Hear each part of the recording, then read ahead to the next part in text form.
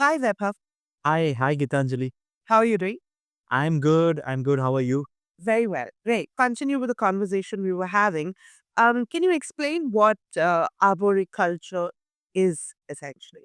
And you're the first arborist in India. How did that happen? Yes. So to begin with, first of all, thank you so much, Gitanjali, for having me here today. It's an honor talking to you. So regarding arboriculture, it's a fairly new industry or fairly new practice that's being introduced into India. Okay. And although we had some practices already happening, but we didn't know that this belongs to arboriculture. This is what arboriculture is called. Okay.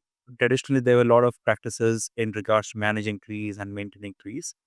But through arboriculture, we are trying to bring in a dedicated practice and a science and an industry, a formal industry, Right.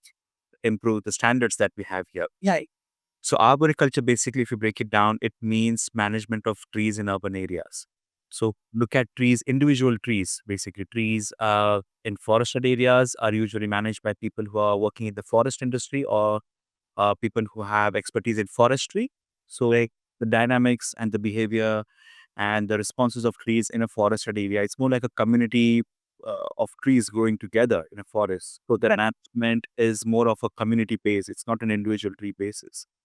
Whereas in the urban trees, the individual urban trees are looked after, and they have a lot of other in arboriculture, there are a lot of other services or departments you can say, such as tree risk assessment is one of them, Right. whereas you manage trees in order to make sure that the trees are safe to regain in their urban environment, whether there is no risk from any falling branches or the falling tree itself. Yeah. But then you have tree pruning aspect, which is about managing the canopy of the tree to reduce the risks associated with it. And there is also something called as arboriculture impact assessment. So similar to environmental impact assessment, the arboriculture impact assessment looks at the more detailed aspect of managing trees within a construction or a project infrastructure site. So we do help with a lot of developers and architects to manage and retain trees within a construction. And then there is plant and tree healthcare, pest and disease management. So we do all those kinds of services as well within arboriculture. Okay. Could you tell me what got you started as an arborist and where did you go and get certified? Okay, so I have done my bachelor's in horticulture uh, in 2009 from Dr. Barasaheb Sawant Kokan Krishi Vidyapeeth in Dapoli. So I did my bachelor's in horticulture there. So that basically laid my foundation for the basic tree knowledge and the horticulture and the plant knowledge and everything. Then I moved on from there to do a master's in agriculture and environmental science from Newcastle University in 2010. And that's where I actually got introduced to the world of arboriculture because one of my master's dissertation thesis was about urban trees. So I did have that natural inclination towards trees and all. Credit goes to my father because he is one of the most renowned landscape consultants in the country. And I've seen him growing up working with trees and plants and landscape. So there was a certain kind of inspiration at home to, follow his footsteps. So thought of making it into a formal education and a formal career out of it.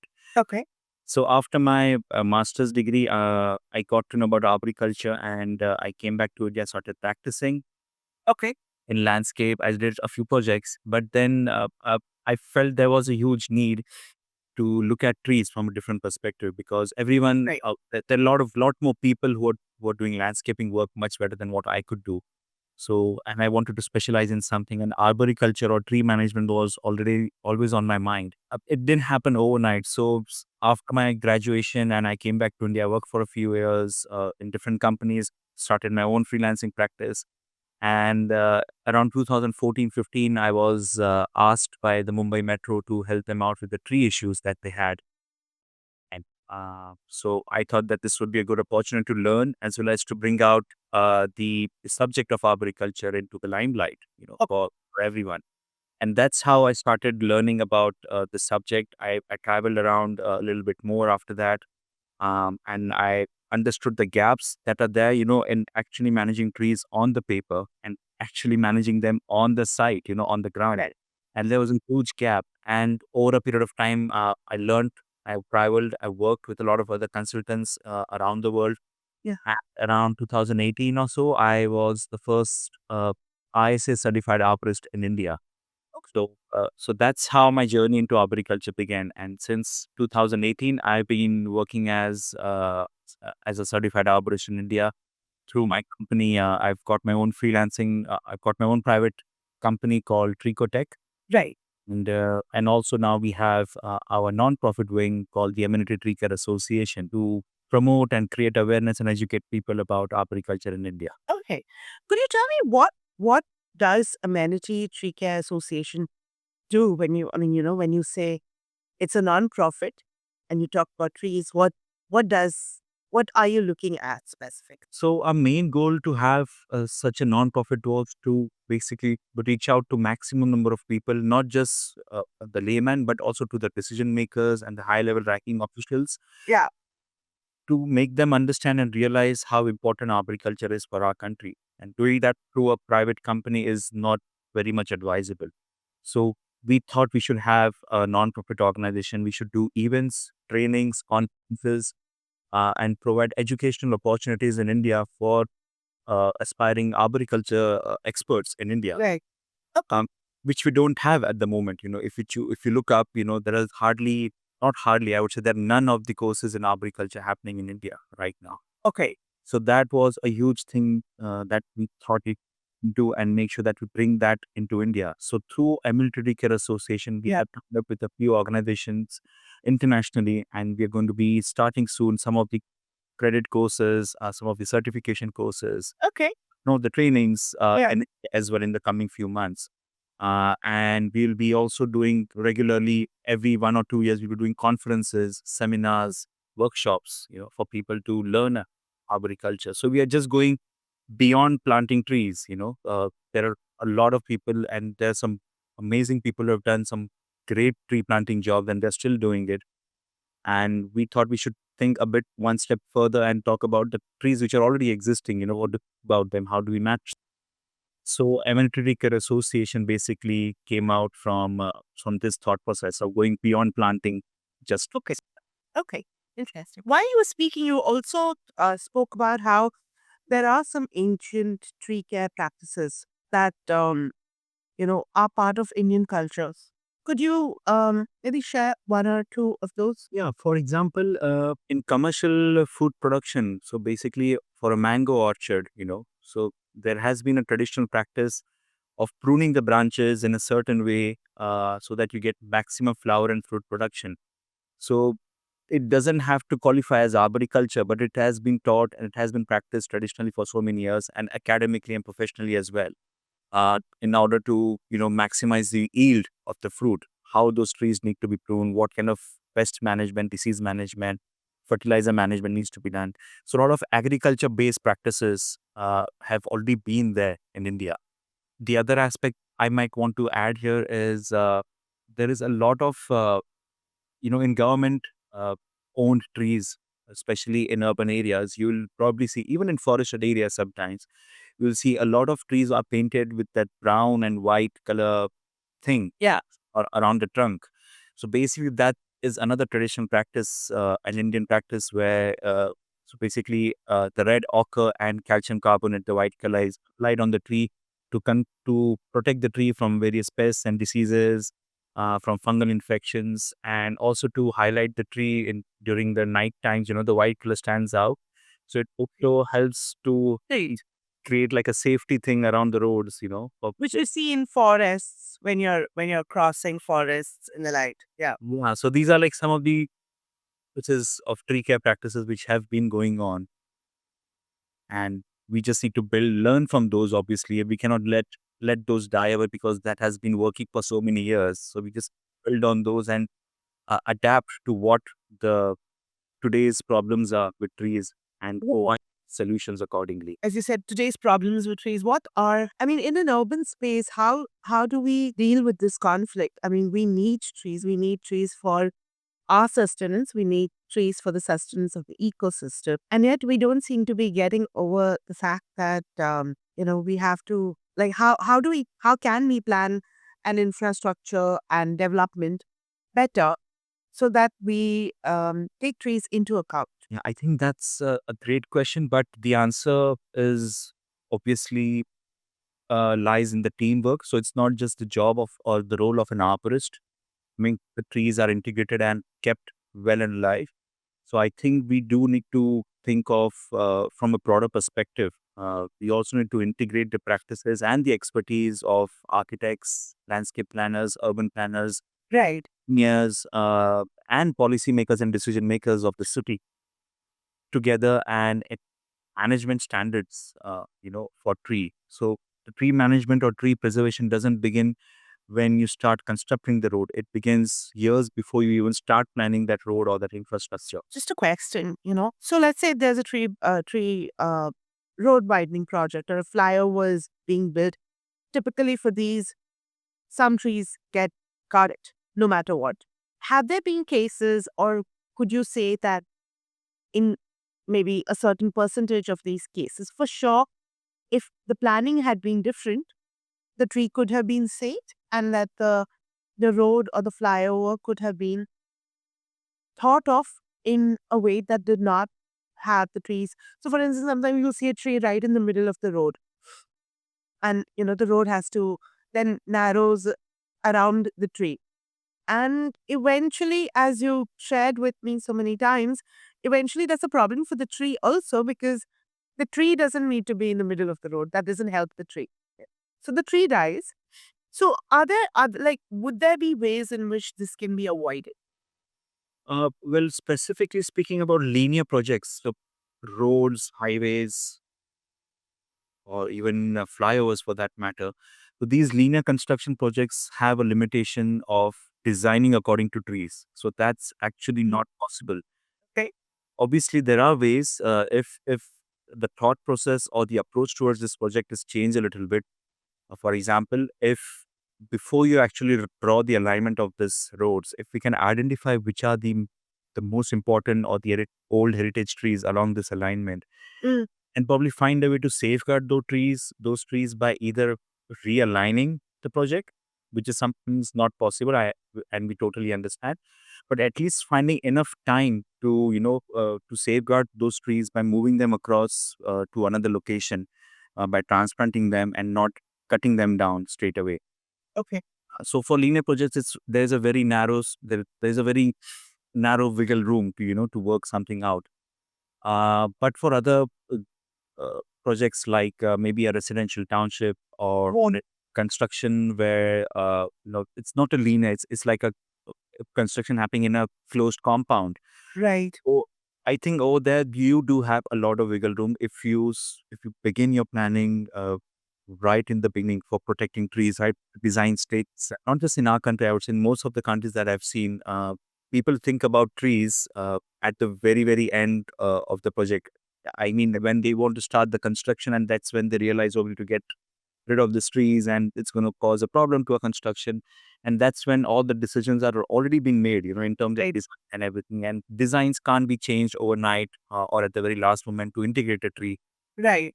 You have to sacrifice a big tree, and then all the other hue and cry happens that no tree cutting. So the whole up is quite skewed, I would say. It's not very systematic at the moment in terms of tree management. Right.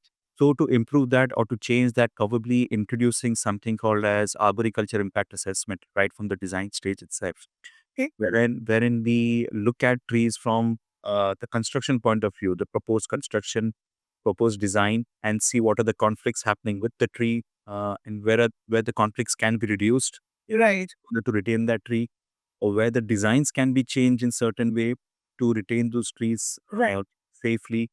Because we lot of times a lot of engineers, architects, and people who work on the ground in the construction site, they think of the tree which is just above the ground, but they don't think about the roots which are there. Right. So if they say, oh, I'm saving this tree, but within 1 meter of that trunk, they are going to be excavating like 20 meters deep, and they're going to cut all the roots off out of it. Yeah. So that doesn't help, that doesn't make any sense for the tree survival. So we look at, from the detailed perspective, not just from the above ground, but the below ground root protection area as well. And then that's the time when we can suggest the architects and planners on which trees you can retain safely, which trees, obviously, some ways you can't retain at all. There are limitations on everything. Some trees, obviously, if you want to go with development and everything together, then some trees would have to come out. But this approach or this strategy has to be done in a very mindful way. There is very less application of mind when it comes to it. So Right. we would want to bring that change and make sure that the trees are given first preference in compared to the construction or the design of the building or the project. Okay, sure. You've discussed transplantation a lot. What is the success rate of transplantation? Because again, it's like this myth and urban legend that's been floating in Bombay, and you hear it doesn't work very often. Is there a science to it that we're missing? Yes, absolutely. I think art has been that word has been over abused in our country. It's just been found as an escape route. Okay, we are not cutting this tree. We are going to be transplanting these so many trees, and everything is, you know, very happy go lucky for the first few months. And then after maybe a year or two, you don't see those trees or you don't know what's happened with those trees, and you never find those trees surviving most of the times. So this is where the problem lies. When the decisions are made at the very last moment of the project to move those trees. So trees which are not fit for transplantation, first of all, are selected for transplantation. There are various criteria which you need to understand to qualify a tree for transplantation. Just because you're building something and there are 100 trees in there and you want to save those trees by transplanting all 100 trees doesn't work like that. So we need to do kind of a feasibility assessment to to separate out the trees which actually fit the transplantation bill and trees which don't fit the transplantation bill. Okay. So criteria such as the tree species, of course, how resilient the species is, uh, what is the health condition of the tree, whether it is, you know, strong enough to take up the stress and the shock of the transplantation. Third is the structural condition, whether the tree is structurally sound or Okay. it's going to carry those defects back into the new site and then compromise the new site as well and not provide any benefits out of it. So that's the structural condition has to be looked at. And then you also need to look at the logistic feasibility of transplantation, because moving a tree is not an easy task. You need all kinds of big, heavy machineries, trucks, tractors, and cranes. And a lot of people underestimate those things, Okay. right? Things. Because the tree can't get damaged on the way either. Yes. Yeah. So Right. you need to be very much surgical in your movement with the tree. And it's not just uprooting a branch or a trunk and just putting it somewhere else. So you need all the right equipments and machineries. It's like transplanting a kidney. You have to be as Yeah. careful. Yeah, of course. So we are dealing with a living being. Trees are a living being, obviously, and that's why even when a doctor chooses to transplant organ, this is not my domain, but I might just want to give a little bit of clarity on this. Even the doctors would suggest certain kind of tests. The donor and the recipient has to have certain similar physical and medical conditions in order to, Match. to match to make the success, the transplant success. Similarly, in trees, that's the same situation. Even where you're going to plant the tree, after you move the tree, the location which is going to be selected has to have certain criterias for the tree to survive in the long run. So the site condition, the tree condition, logistic feasibility, and we also look at how much feasible it is to extract the root ball of the tree, because that's where the main crux of the issue lies. And a lot of times transplantation happens, there is hardly any root ball, or the roots are completely damaged and they have been just put back anyhow into the new place, and then the trees don't survive, and it's a very bad show at the end. So we also look at the feasibility of how much of root mass can be extracted from that place. So if all these boxes are ticked for that one particular tree, that's when we say the transplantation is much more suitable for this tree. Okay. Have you seen successes in transplantations? Yes, in some projects we have seen successes, but some projects we have seen really, really bad as well, and because of the various reasons. But I mean, like when you have done the risk assessment, etc., from the beginning, when you followed all of these protocols, have has there been like the kind of success that you'd hope to see, or is it still a developing science? So this whole the concept that I just mentioned about transplantation feasibility, it is still yet to get intertwined with the existing system that we have here. So a lot of people don't really see the need or the importance of doing this assessment before transplant, and they just take the permissions, or they go ahead with the transplantation with whatever norms are there existing in the system right now. Right. And that's why we have not yet got a chance to see the whole cycle, right from assessment to proper feasibility to proper transplantation to proper survival. So that whole cycle is yet to get accepted into our existing rules and regulations of the country. So, in spite of that, whatever transplantation we have seen for people who understand and who have done such similar work, there has been more than 80%, 90% survival at times. And a lot of times there has been hardly 20 or 30% survival as well, So, uh, it's a give and take. It all depends on these multiple factors. Sure.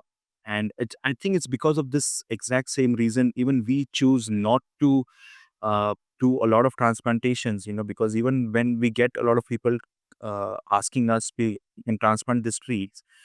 If the trees are not fit, they're not fitting the criteria, and the decisions have already been made for trees which don't even fit transplantation, then we choose not to do that work because it's just going to be another story of failure and bad naming transplantation. Right. We don't want to do that. So it's going to take a while, but it's happening. The changes are coming. A lot of people are getting aware, and they do want us to get involved in managing and preserving their trees right from the design stage all the way to the execution of it. So it's too soon to say that it's all bad. Sure, sure. I mean, of course, I mean, which is why the industry is still at a beginning stage and you're working on establishing it. Yeah. I had a question about policy. So when development projects, whether it's housing societies, redevelopment, infrastructure in the city, when these get decided, is there a policy that there has to be tree assessment or environment assessment at the beginning? And does arboriculture come here then? No, not at the moment. There is nothing which gives to arboriculture in our laws and government policies at the moment.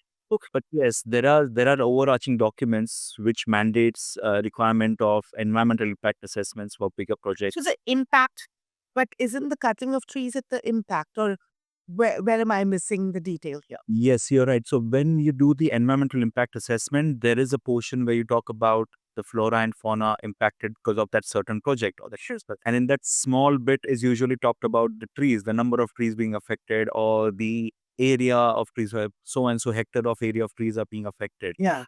But there is no individual tree to tree level study for that project, So, That but would require. no, yeah. So that is not covered.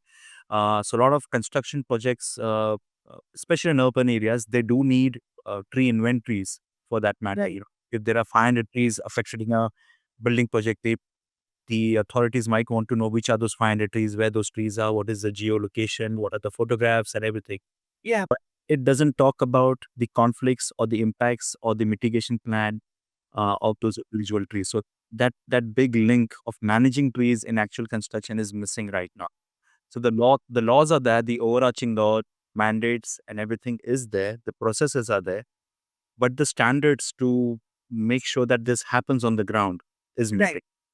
So if the act says so we have this Maharashtra Tree Preservation Act from 1975, which does say that the pruning has to be done in a safe and scientific manner, or the trees need to be surveyed and everything. So it does have in the after the recent I think in 2021 it was the act was modified a little bit, and in that it was included certain things about heritage trees, about tree pruning, tree assessment, and everything. But it doesn't give you a detailed technical step by step guide. Obviously, it's a law. It's a document which talks about the legal aspects, and it cannot have that. So what we are missing is complementary documents like a standard. Right. Which would actually guide the person on what I need to do. If the act says you need to assess trees for your project and provide your tree inventory report, there needs to be a standard document like an Sure. SOP of steps of what needs to be done, what kind of documentation is required, what kind of detailing is required. Again, the law says you need to prune trees scientifically, with an expert advice and everything, but it doesn't tell you which trees, how to prune, how many cuts to make, where those cuts have to be made. Right. So we need. What the scientific standard is and who decides that? Right. So yes, Todd, we do have the underlying or you can say the overarching documents, the legal in legal terms. Okay. We don't have the practical standards or the practical SOPs documents to support those laws. Yeah. There's no need to implement that, or there is that loophole where. Yeah, that is the loophole. So for example, in Mumbai or in most of the cities in Maharashtra, when the tree permission for felling is issued, so there are broadly the three categories. So number of trees to be transplanted, number of trees to be cut, and number of trees to be retained. Mm. Okay. So if there are 100 trees in a project, they might say you need to transplant 30 trees, you need to transplant 50 trees, and you need to preserve or retain the remaining 20 trees. But nowhere in that document or anywhere in the act says how do you retain those 20 trees during the construction. Right. So if those trees die during the construction, no one is basically responsible for it. Right. No one is going to check during the construction whether those 20 trees are being retained. Okay. The trees which are going to get cut and going to get transplanted, we need to move on from those. We need to focus on what we have right now. Even after cutting down 80 trees out of 100 trees in a project, those remaining 20 trees are going to be the future. We need to preserve those trees. And that's where we are missing out the big picture. We are focusing so much on planting new trees, for cutting each Right. transplanting trees, but no one is talking about how do I safely and scientifically retain those 20 trees so that they continue to serve their life for next 50, 100 years, whatever it might be, depending upon the species. And the project also benefits from it. So if it's an infrastructure project, the urban spaces project, then people would benefit from the canopy, from the shade of those trees. If it is a residential project, then it obviously brings a lot of tangible benefits to the developer, that if they have much more green cover, existing green cover within a project retained as it is, it becomes a good marketing tool for them. They're able to sell more and make more money. So that is another tangible benefit, but people don't realize those benefits. Yeah. So yes, so implementation, I think, is very, very important. It's not just getting a permission, but going down to the nuts and bolts of those acts and the permissions that we need to act on the ground. Right. Okay. I mean, so at the conference, you're going to speak about urban canopies and how to increase them. Um, where in Bombay is the space? I mean, I know sometimes it feels like Bombay needs more trees, and yet we've concretized the city so much. There's no footpaths in so many places. Where are we going to put trees? Yeah. Yeah, that's the question which I think every common person living in Mumbai has. Every Mumbaiker can relate. And I think, rather than talking on what we can do, there is something that we need to focus on what, like I said, what we already have. Right. If, as per the Tree Act, every city has to do a tree census every 5 years. So a tree census on what kind of species are there, how many number of species are there, and what kind of quality of those trees are, and the number of trees basically Right. along a GPS location. So this data would definitely help in identifying, if you put them on a map of Mumbai. We don't have it in Bombay. Exactly, I was just coming to that, and we don't have that data released to the public or to anyone yet. So even though if you can just walk on the ground and see that there are a lot of trees which are being taken out or which are still standing in the city, there is no there are no practical numbers or statistics to actually work around this problem Right. with the existing trees. So if we can get a data from the city on what is the canopy cover, which are the areas which is high density canopy, which has low density canopy, Right. that is how we can identify where the tree planting efforts, where the resources need to be diverted. That's the job of a tree inventory. That's the fundamental objective of doing an inventory. And that's what is missing in the city. Yeah. Please, yeah, go ahead. No, does the data exist as of now, or we don't have it at all? No, the data exists, the work has been done, and it's due again to be done, but it has not been released to the public. I have not seen any reports of the Mumbai city. Oh, Few other cities have done it, and they have posted now, and they have a very good data, comprehensive tree inventory. Mumbai data is yet to be seen, the recent one. okay, okay, okay. Just for as a lay person, so many times we hear stories of a tree has been poisoned, a tree has been cut because it's covering the entry to someone's building or whatever. There are so many reasons. How can I, as a layperson, protect the tree, closest to me? What are the steps I should take? I think the first step that you could take is probably take photos of, videographic evidence of what's happening or what's wrong with the tree. You could write to the local ward office, the garden department of your area. There are local ward offices in each and every ward of Right. the city. And you can approach them with the problem, saying that this is what is wrong with the tree and this is what is happening to the tree, and you can explain your requirement. So you have the right to do that. And if you sense, or if you and if you sense there is some kind of tree cutting or hacking going on somewhere, you can obviously go over and question them and ask them whether they have all the due permissions, for that job. And if they fail to produce any documents or evidence of those permissions, you can approach again the municipal corporation, the ward offices, or you can approach the local police station as well and lodge a complaint with them, saying that this is what is going on, and because it is a crime in the Tree Act. It has been mentioned in the Tree Act as well, that illegal cutting is considered as a crime, and it can be punishable up to 1 year of imprisonment and some kind of fine as well. Okay. So you can approach the police station as well and ask them to support you to find out whether the permission or the work is being done legally or no. Okay. So yeah, I think these are some of the ground options that you have if you see some work going around trees. Right. Okay. Good to know. I mean, so many of us, I think, just pass and then we complain. That might be true of a lot of civic issues. What are some of the sessions that you're looking forward to in the conference that's coming up in March? We have an exciting lineup. So we have more than 15 speakers coming in from all over the world. Okay. And we have some interesting topics covered this time in the presentations, in the conference presentations. I don't want to reveal too much, but I would want people to attend the conference and experience the Sure. whole conference for themselves. But just to give an overall idea, we'll be talking a lot of experts who would be there would be talking about the technologies which are there for managing canopies and managing trees in urban areas, assessing those tree care parameters, risk assessments, and everything. And what are the roadmap that a city can create for itself in terms of improving the green cover. So a lot of experts will be talking about the technology part. Then a lot of the experts will be talking about the community-driven programs on how you can drive a community to improve the greenery in your city. Yeah. Then we have some academics who will be talking about some of the research that they found in the city, in their respective cities, on what the benefits of a trees can have for an urban areas. And so a lot of research-oriented presentations, talks, technology-driven talks, and community-driven talks are going to happen in this case. So it's a great space.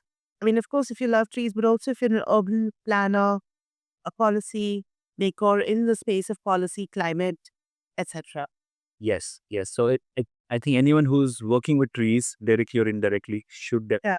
attend this conference. Okay. One last question. I think last year, sometime, or maybe was it the year before, you had a tree climbing session in Pune.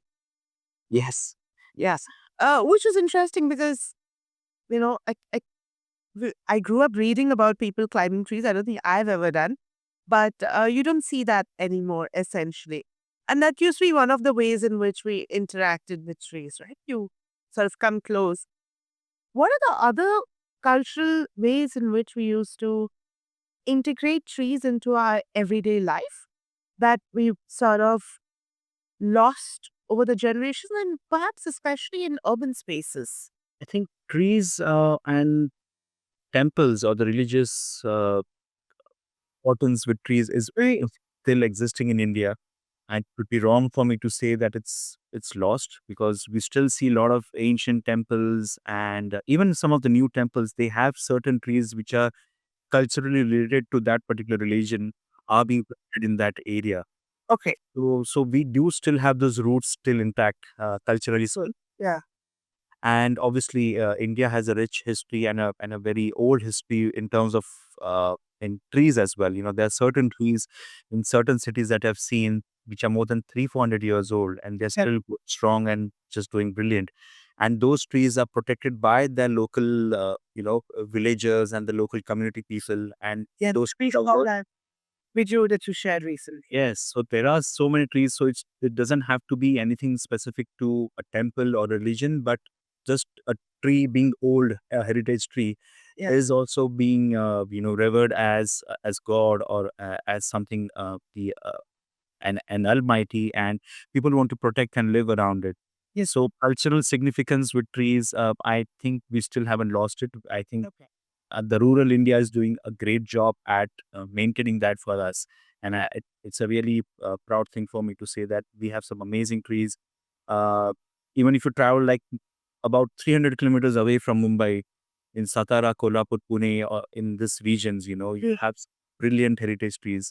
So imagine traveling in the rest of the India and finding so many trees, hidden gems, we say nowadays. Yeah. So many hidden gems across our country. It's an amazing thing to know. But what about urban India?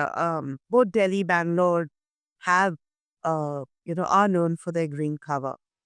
But what about the space for trees in the everyday life in a city like Bombay? So the existing trees that we have in the city are obviously contributing a lot with whatever urban areas or the climate problems that we have. But in terms of planting new trees, there are some new infrastructure projects that have recently come up in Mumbai, like the Coastal Road, and there are some projects which are going to come up, like I think like the Central Park or something in Mumbai. That is where I think the uh, the responsibility lies with the municipal owners, the municipal administrative owners, on maximizing the benefit of planting large trees in such projects. Right. It's easy to integrate large trees when they have been planned and they've been given enough space within the construction domain of that project. So I think that can be achieved with the coastal road and with the upcoming Central Park. Right. But the existing footpaths, it is very challenging to put in new trees, obviously, because we have outgrown our spaces, for our own selfish needs, and we have been expanding our roads and everything every year. So putting any big tree, for example, like a banyan tree today along a footpath might look good for the first few years, but down the line, 10, 20, 30 years down the line, is actually going to create a nuisance for people who might want to redo the road or widen it or whatever. Yeah. So it would be wise enough to know, or to learn from our mistakes and not to plant any very, very big trees along the roadside, especially in urban areas. Sure. Maybe trees from a smaller to medium sized canopies would work better Okay.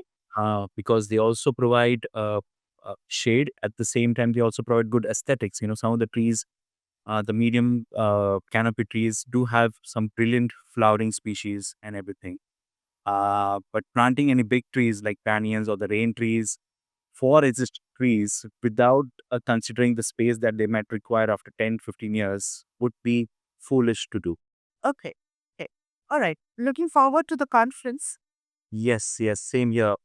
So Sorry, I said it's looking very exciting, and all the conversations I've had in the last 2, 3 days with all the work that's being done has been, so much conversation and things being done around trees, and by people who really love that.